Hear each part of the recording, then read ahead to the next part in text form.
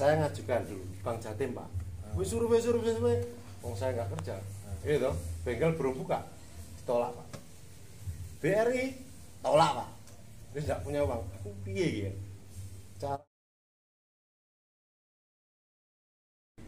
Ya, selamat ketemu kembali di channel Santo X MBM. Kali ini saya janjian sama Pak Hermanu atau channel Surabaya Performance. Jadi kebetulan habis makan siang Pak Her ya, makan siang di Mbak Dokter. Kita janjian, kita pengen ngobrol-ngobrol. Ayo bikin konten lagi Pak Hermanu. Nah, oke Pak Her, kira-kira konten bahas apa ya? Sing kira-kira iso membangkitkan semangat teman-teman. Kalau saya sih gini ya, ini saya tuh ada pertanyaan yang apa ya, ganjel. Ada gini. Jadi kita kan sudah gak ketemu lama ya, gak ketemu lama. Waktu itu mungkin saya resign dulu, ya kan? Ya betul. Ya resign dulu, terus saya nyusul belakangan. Jadi saya nggak kontak lagi, sudah nggak pernah kontak-kontakan ya udah itu ya. Jadi nah sekarang tuh tiba-tiba terus punya ahas gitu ya. Kan? Awalnya mekanik biasa, ya kan? Mekanik hanya mekanik biasa lah, servis biasa. Kok tiba-tiba terus jadi punya ahas, dan ahasnya nggak satu gitu loh. Nah itu cerita awalnya gimana ya awalnya? Karena ini masih perjuangan lah, teman-teman yang lihat video ini pasti juga ingin tahu lah gimana sih dari seorang mekanik biasa terus pengen punya ahas itu seluk beluknya apa, perjuangannya gimana awalnya aja? Enggak gini, sebetulnya ketika Mas Herman itu resign, saya kan waktu itu di Sidoarjo, jadi kepala bengkel di Sidoarjo ya. Habis itu dari situ saya memutuskan untuk keluar. Nah, kan nggak gini ya, artinya kan mungkin orang anak-anak itu kepikiran sudah dibayar pasti sama perusahaan ya, sudah dapat pendapatan pasti, kok keluar kan apa gak eman, enggak gimana pemikiran gini. Pertama kali saya masuk kerja, saya memang punya target. Kan konsep saya jelas Pak, saya mau belajar ilmu tekniknya, administrasinya, cara pelayanan ke konsumen. Kalau saya sudah menguasai ilmunya, saya pastikan bahwa saya ingin keluar, saya ingin buka sendiri. Itu mindset awal Pak. Berarti harus kuat secara mindset awalnya ya. Kuat ilmu tekniknya, manajerialnya juga. Kemudian juga didukung pelayanan. Nah, kebanyakan kan teman-teman baru bisa bongkar pasang terus buka bengkel sendiri. Ketika bengkelnya sepi atau mungkin orang ngerjakan ada trouble dan yang lain-lain kan komplain, bingung gitu. Tapi kalau kita kan, saya kan memang Pak 17 tahun Pak. Terus koyoke ibarat sekolah SD sampai SMK ini. Kayak lulus ya. Kayak lulus. Tapi kan bukan itunya. Ketika saya keluar itu saya tidak punya uang Pak. Ditawari ahas yang mau tutup. Itu dulu salah satu pimpinan saya, saudaranya punya. Terus dia mau tutup, ditawarkan ke saya. Waktu itu 250 Pak. 250 juta.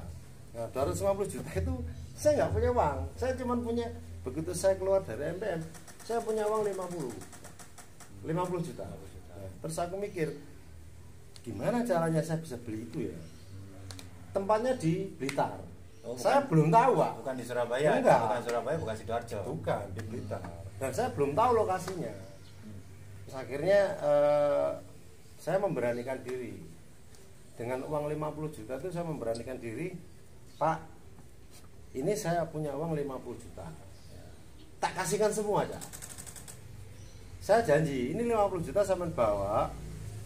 Ya ini orang baik Pak. Saya berterima kasih sekali dengan Pak Agus Yajid ya. Itu ya, pimpinan kita. Pimpinan kita dulu kan, istilahnya itu kan ada istilahnya saudaranya di kita. Terus ketika saya punya uang 50, saya kasihkan semua. Semua teman-teman saya itu ngomong saya goblok Pak. Ya pasti. Ngomong saya kejuta, dikain tok wis iki Pak, aku ndedek saya kejuta sampean gowo. Kalau 1 bulan saya nggak bisa ngelunasi Pak, wis duitku jupun 10 juta Pak. Jadi kalau seumpama 1 bulan itu saya nggak bisa melunasi Pak. Cuman kembali 40 juta. 40 juta, 10 juta saya hilang. Ya. Itu gambling namanya ya. Gambling. Terus akhirnya pencarian itu dimulai ya. Perjuangan. Gimana? Saya ngajukan dulu Bank Jatim Pak. Wis survei. Wong saya nggak kerja. Iya toh, bengkel belum buka. Tolak Pak. BRI tolak Pak. Wis nggak punya uang. Aku piye ya? Caranya aku supaya sok bikin sampai istilahnya hampir 1 bulan itu ya. 1 bulan mungkin kurang 10 harian Pak. Aku bingung karena saya tolak semua bank, saya tolak semua, BRI tolak, Bank Jatim tolak, terus saya mau kemana lagi? Akhirnya punya ide ya. Punya ide itu gini. Kan saya selama bekerja ya alhamdulillah ya, saya nggak pernah pinjam temen, nggak pernah ngerepoti gitu loh. Akhirnya aku nyelang ya.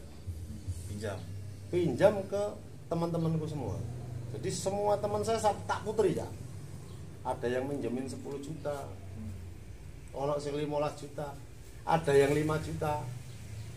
Ada yang 20. Tapi tak janjikan setahun semua. Ini aneh. Makanya kan kembali lagi ya. Kalau yang di atas itu tidak mengizinkan saya punya. Kayaknya enggak mungkin ya. Ya artinya kan mungkin teman-temannya itu minjemi juga karena punya percaya, karena betul. Mungkin selama tahun-tahun belakang bekerja itu tidak punya masalah ya kan, punya kredibilitasnya bagus. Jadi gini ya, terkumpul waktu itu kan 50 wis tak kena gitu. Berarti kurang 200 juta. Ya. Nah, 200 juta itu aku semuter, semua temanku tak puteri Pak. Ono sing 30, ono sing 20, ono sing 15, ono sing 5 juta. Sampai adminku namanya Tari, front desk Tari. Itu uangnya 30 juta tak pakai Pak. Dia nyelengi, wis tak selangiri, pokoknya setahun tak balik no. Terus ya banyak teman-teman yang lain yang nggak saya sebutkan lah. Mungkin teman-teman yang saya pinjamin, saya berterima kasih sekali intinya bahwa waktu itu saya diberi pinjaman. You. Terus pas hari hanya Pak 30 hari perjanjiannya 50 juta itu hilang 10 juta, gak jangkep Pak duitnya Pak. Nah, saya cuma dari hasil muter ke teman-teman itu oleh 75 juta Pak. Dapat 75 juta. Segini. Waduh 75 juta Pak, kurangnya 200 juta. Iki wis pasrah Pak. Waktu itu saya sudah menyerah wis. Sudah saya menemui bapak. Ya bapakku mau, yes Pak, sing yang istilahnya saudaranya saya bilang, Pak, koyoke aku nyerah iki. Saya sudah keliling, sudah nyari pinjaman di bank tolak, BRI, Bank Jatim tolak, terus kemudian saya pinjam teman-teman, semua barang saya sudah saya jual. Dapat 75 juta. Aku udah ngomong, wis ngene Pak, kalau memang iku rezekiku Pak. Yo. Iki duit 75 juta iku sampean go pisan. Ya. Bengkelnya tak bukae. Engko nanti kalau 1 tahun tak lunasi Pak. Kamu ngono. Oleh enggak tak cicil? 1 tahun itu saya lunasi. Gitu. Aku pesimis Pak, punya uang 75 juta. Akhirnya wis tak kabari 2 hari tak kabari. Iku Pak. Iki penantian sing aku mikir wah deg-degan ya. Deg-degan itu. Istilahnya kayak oh iki mungkin jadi enggak ya? Jadi ya enggak ya. Terus saya ngomong ke Pak Budi Nugroho, Pak Budio ya. Mungkin Pak Hermano kenal lah bapakku ya. Istilahnya Pak Budi Nugroho itu salah satu orang yang sangat berjasa Pak. Berjasa dalam artian dia yang support saya, dia yang menuntun saya, dia yang memotivasi saya Pak. Terus aku ngomong, Pak aku nyerah gak iso kayak Pak. Pak Budio ngomong gini, kalau rezekimu wis pasti dadi rezekimu. Lek kudu rezekimu masih mbok belani kaya apa, itu gak akan jadi milikmu. Jadi sudah usahamu sudah maksimal. Kalau memang itu jadi rezekimu wis pasti ditipekanmu bengkel. Aku ya wis Pak, wis aku wis santai. Akhirnya 2 hari ya. Saya ketemu lagi. Terus Pak Ajit ngomong gini Pak, wis ngene to 75 itu wis jangkepono jadi 100 juta. Jadi kamu istilahnya bayar deh aku kemarin 50 sekarang bayar deh kamase ya kakaknya 50 tambahi 100. Jadi saya bayar 150, yang 100 juta itu tak kasih waktu setahun. Kalau kamu setahun tidak bisa ngelunasi, tak anggap kamu sewa setahun 50 juta. Ya apa? Ngono Pak, iki aku wis jalan Padang iki. Enggak mikir aku Pak waktu itu. Wis tanpa mikir siap Pak. Padahal masih nyari 25 juta lagi Pak. Bingung aku. Wis kabeh dulurku tak utangi gak ono Pak. Ana sing duwe Pak. Aku mau terapa meneh yo. Nah, saya punya barang dulu apa ya tak jual. Pokoknya tak dol kabeh barang. Habis. Akhirnya 100 juta itu saya kasihkan. Iki Pak, tak garap. Tak janjikan setahun toh. Setahun. Mikir aku Pak. Aku janjikan 75 juta punya teman-temanku tadi setahun. Setahun juga. Setahun toh. Terus janjikan ini setahun. Iki opo carane? Tapi tak pikir-pikir meneh. Wis saya diajari istilahnya seniorku. Mungkin sampean kenal ya.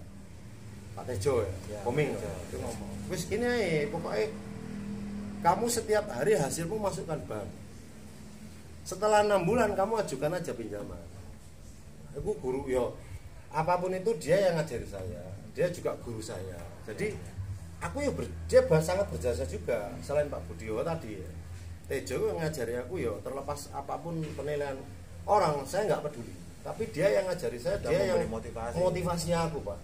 Itu berjasa nang uripku. Jadi wis lah, jalankan aja. Kamu harus ngambil keputusan, ambil, kerjakan. Keuanganmu pokok laporan setiap hari masuk lo bank, wis masuk lo bank terus. Nanti kalau 6 bulan kamu pinjam lagi. Nah, iya Pak, insya Allah bisa.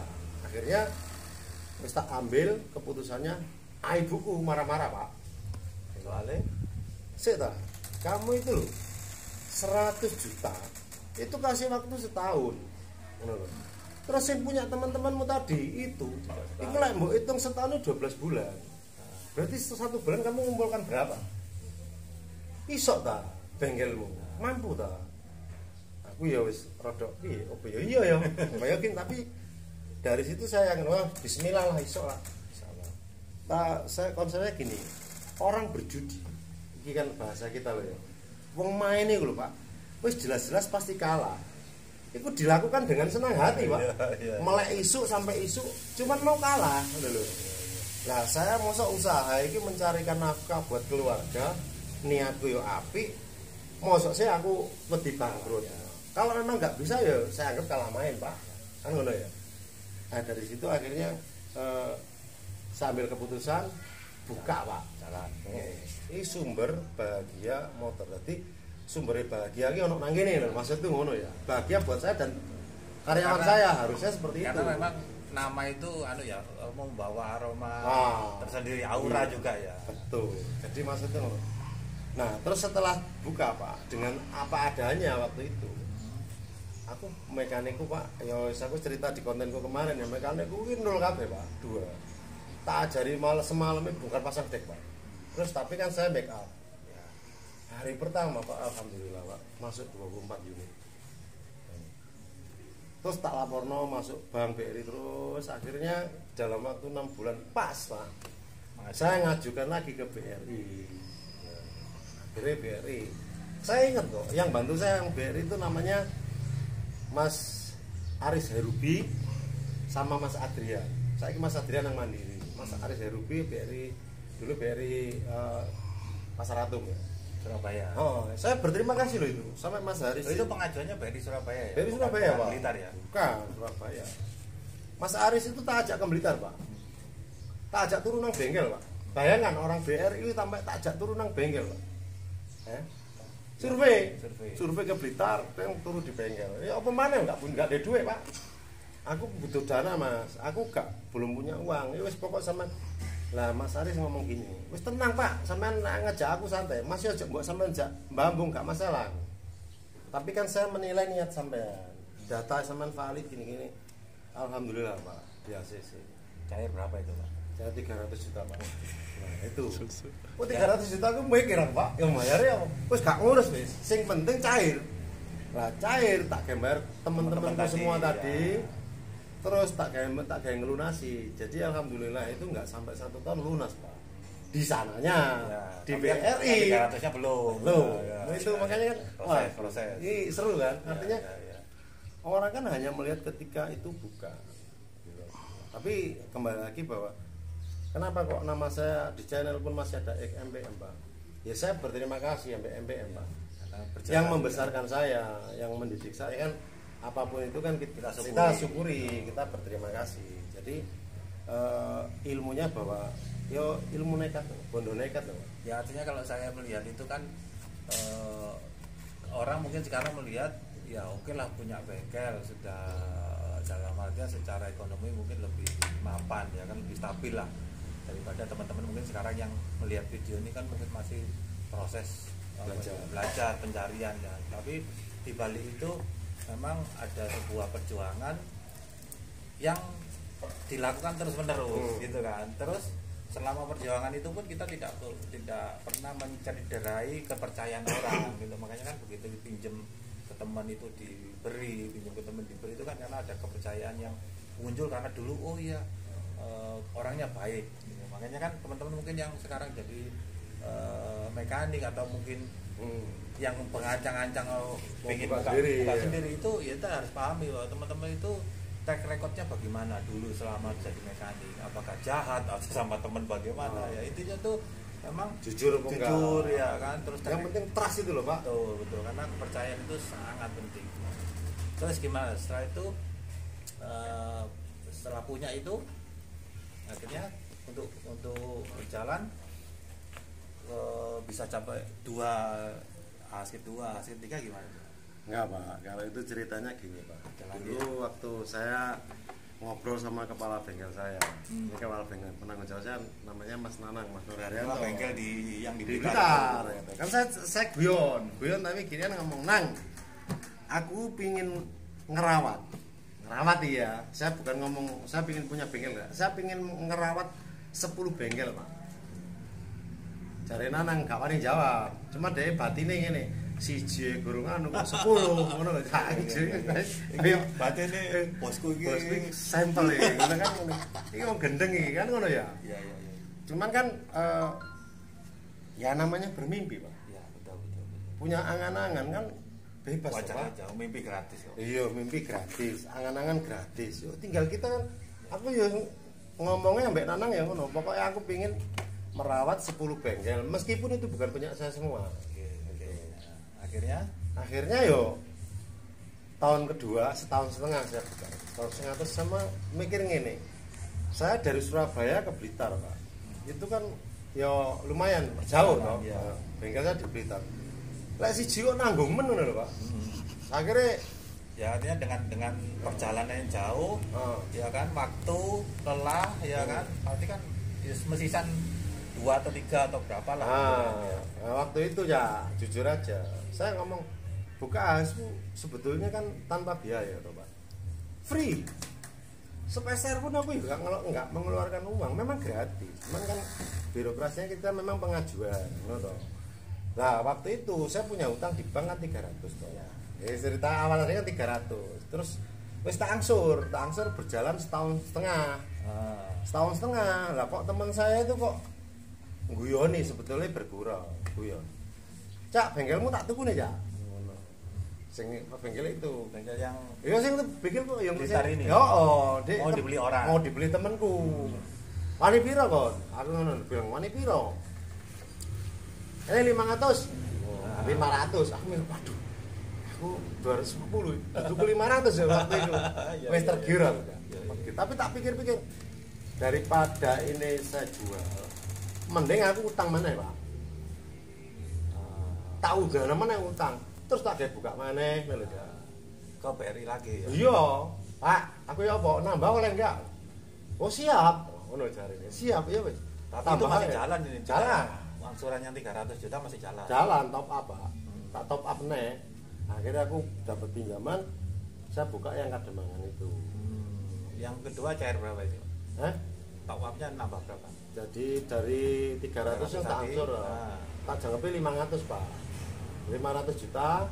Aku sih oleh susu, tapi kan sudah saya angsur setahun setengah, sudah oleh separuh Pak. Iya. Jadi kan aku sih oleh 350-an lah, kebayang ngono kan. Ya itu tak bikin buka kademangan itu. Itu jadi yang kademangan itu buka dari nol baru ya? Bukan sudah berdiri ya? Bukan, itu dari nol Pak. Itu baru saya ngajukan, terus kemudian Ya rezeki Pak, nggak bisa karena kita ngomong kerjaan bisa ditiru, strategi sok ditiru. Tapi rezeki nggak iso Pak. Akhirnya kembali lagi bahwa ya itu rezeki. Akhirnya utang tambah aja Pak. Terus aku buka mana?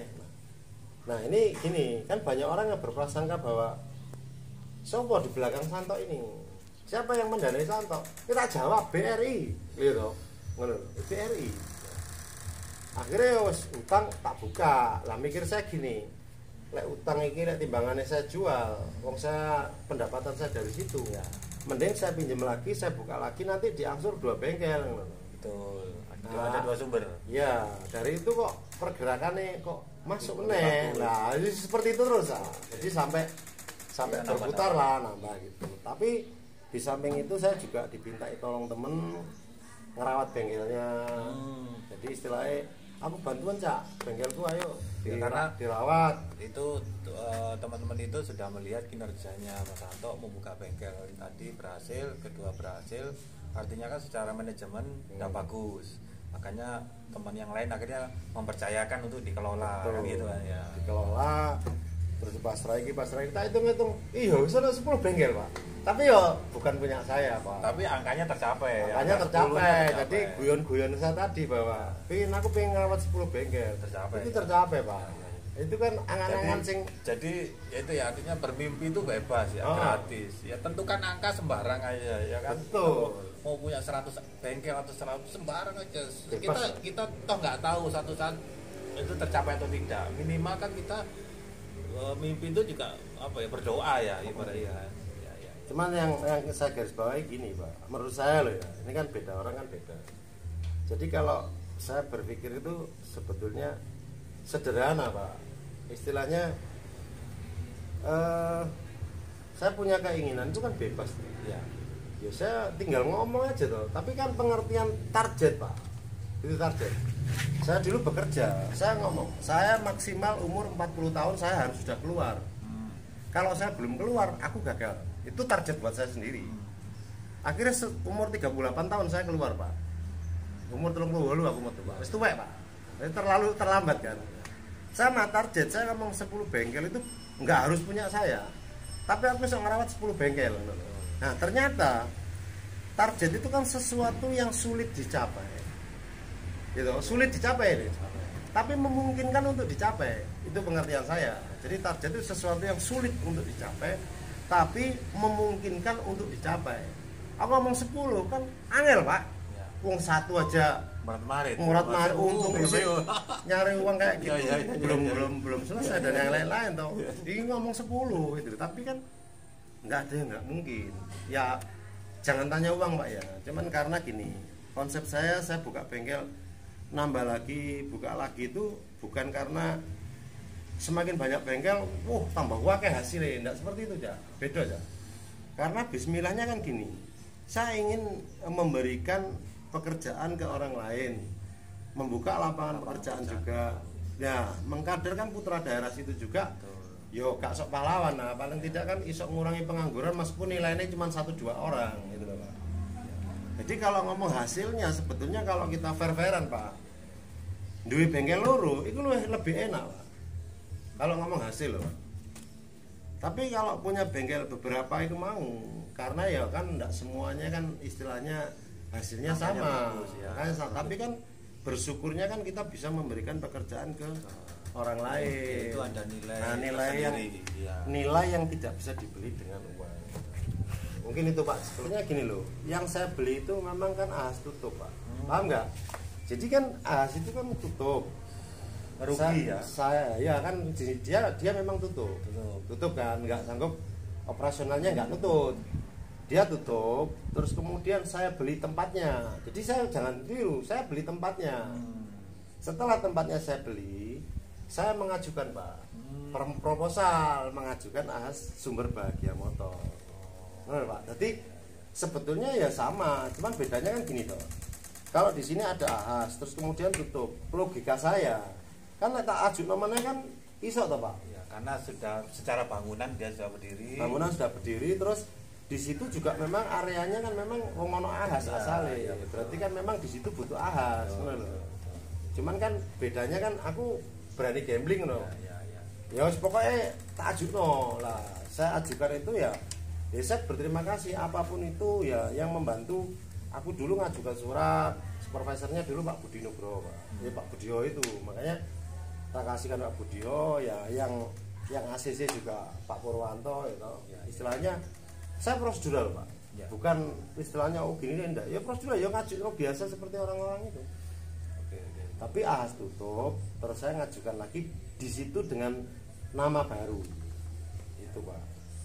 Terus gini ya, ini kan ya artinya pasti teman-teman juga termotivasi untuk apa ya, untuk seperti ini kan ya. Semua mekanik pasti berkeinginan untuk memiliki usaha sendiri ya kan. Nah,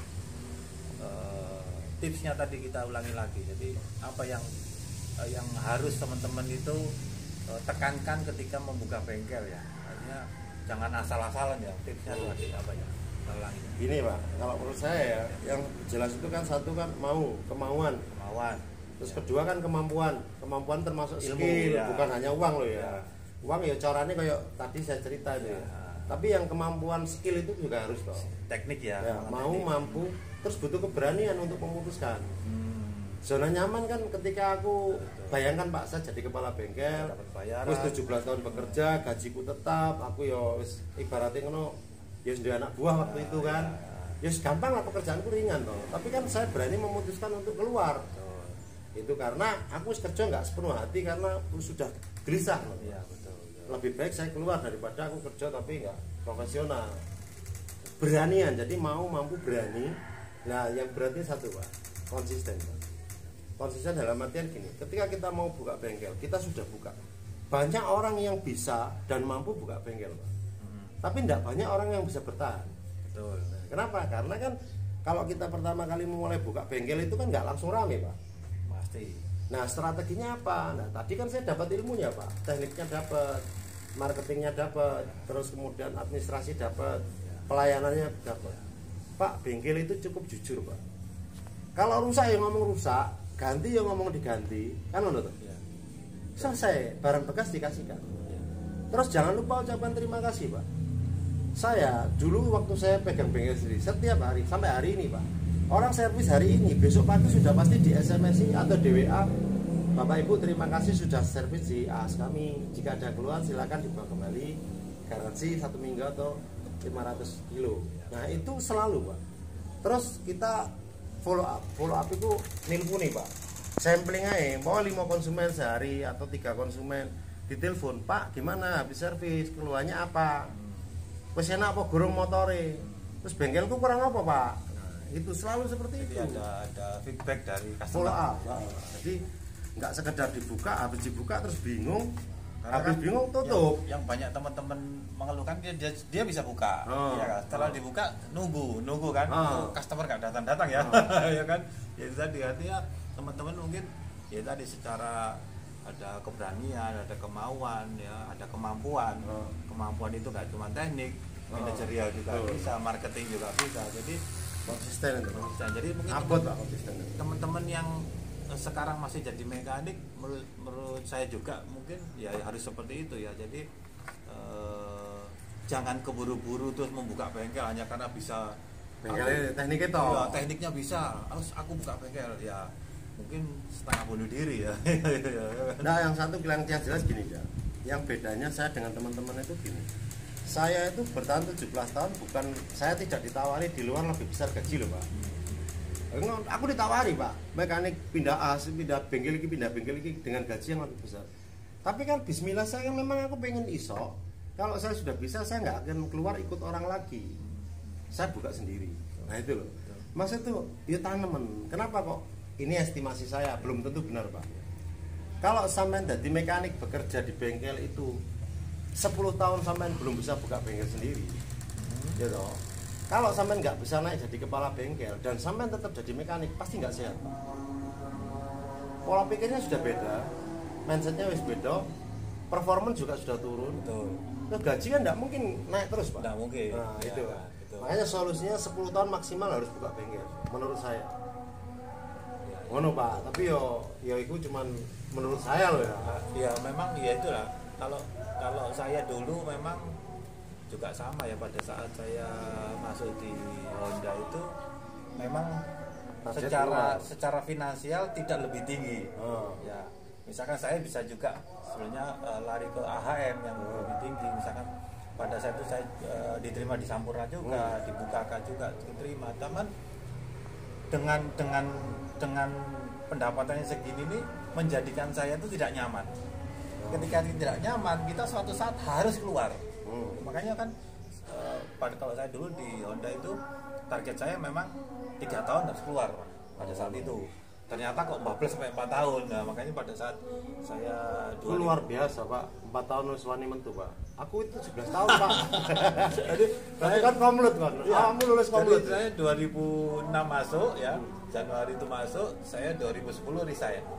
Jadi memang bukan resign itu bukan karena memang apa ya kita ngejar uang ya, bukan. Tapi memang ya kita harus keluar dan kita harus mandiri gitu loh. Makanya dari teman-teman itu mungkin kalau 10 tahun menurut saya sih mungkin teman-teman jadi terlalu nyaman akhirnya, ya kan. Kalau orang sudah terlalu nyaman kan, aku sudah dibayar segini, lalu kalau keluar buka usaha misalkan dengan pendapatan yang nol lagi, kan mikir. Makanya pada saat itu mikirnya saya harus 3 tahun atau 4 tahun.